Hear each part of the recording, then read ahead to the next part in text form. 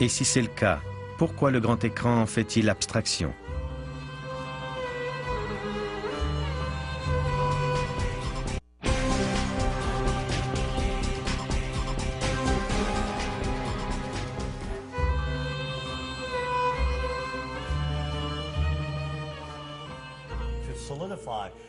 Un simple coup d'œil au film produit en collaboration avec le département de la Défense et qui montre les soldats des forces armées tuant des Arabes à l'aveuglette met clairement en évidence le lien entre Washington et Hollywood.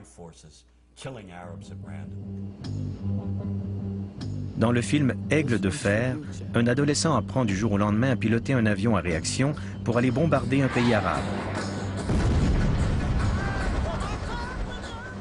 Sans oublier Les Meilleurs, dans lequel Charlie Sheen se rend au Liban pour liquider des tonnes d'Arabes. Allez, chef. On les étiquette et on les enveloppe. Dans tout le cinéma de sécurité nationale, l'enfer du devoir restera dans les annales comme le plus raciste.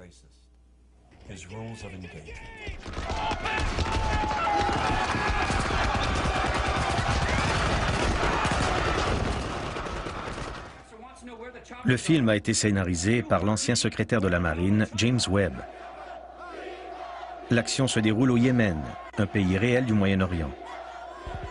En raison de violentes manifestations devant l'ambassade américaine, les Marines, dirigés par Samuel L. Jackson, sont appelés en renfort pour évacuer les employés américains. Mais les Marines ouvrent le feu sur la foule, tuant de nombreux Yéménites, parmi lesquels des femmes et des enfants.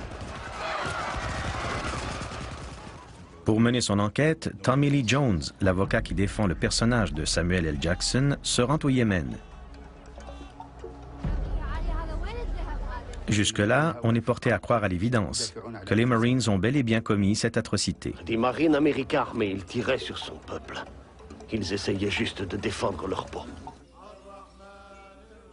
Durant son enquête, l'avocat aperçoit une petite fille unijambiste. Il la suit et se retrouve dans une salle d'hôpital remplie de victimes civiles. Il découvre une bande audio près du lit de l'une de ses victimes. Il fait ensuite traduire le contenu de la bande en cours. Et on commence immédiatement à comprendre qui est réellement responsable du massacre. Tuer les Américains et leurs alliés, qu'ils soient civils ou militaires, est le devoir de chaque musulman qui en est capable. On découvre que les civils yéménites ne sont pas aussi innocents qu'il n'y paraît à première vue. Il s'avère qu'ils ont ouvert le feu les premiers. Et dans une scène d'une incommensurable infamie, on apprend soudainement que la petite fille qui nous a tant attendris, dont l'humanité et l'innocence ont fait fondre nos stéréotypes, ne vaut finalement pas mieux que les terroristes yéménites. Si bien que, quand Samuel L. Jackson nous livre la réplique clé « Il faut tuer ces enfoirés », on est d'accord.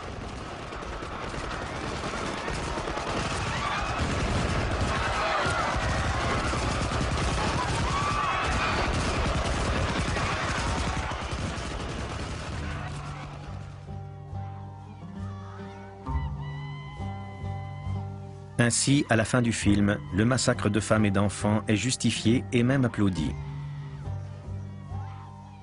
C'est un carnage, certes, mais un carnage légitime. Sergent Mack. Colonel. Contactez toutes les stations. Mission accomplie.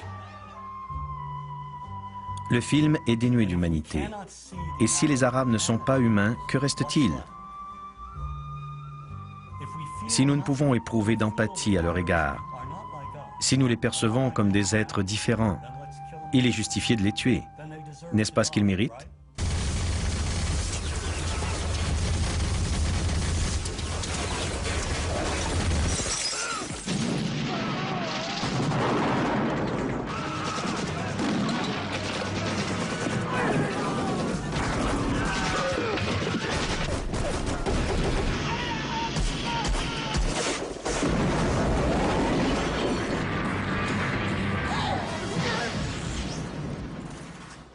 Et que pensent de nous les Arabes qui voient ces films?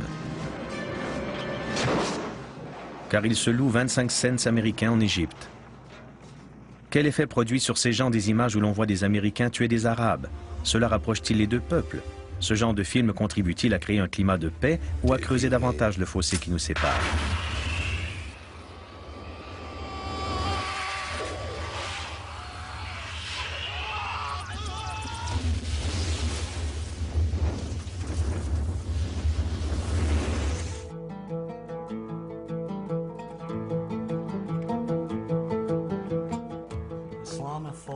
L'islamophobie fait dorénavant partie de notre psyché.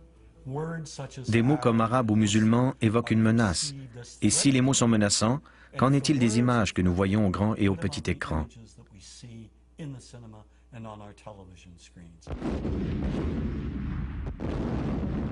Nous sommes en guerre contre l'Irak depuis mars 2003. Mais le déclenchement de cette guerre n'a-t-il pas été grandement facilité du fait que nous diabolisons les Arabes depuis plus d'un siècle?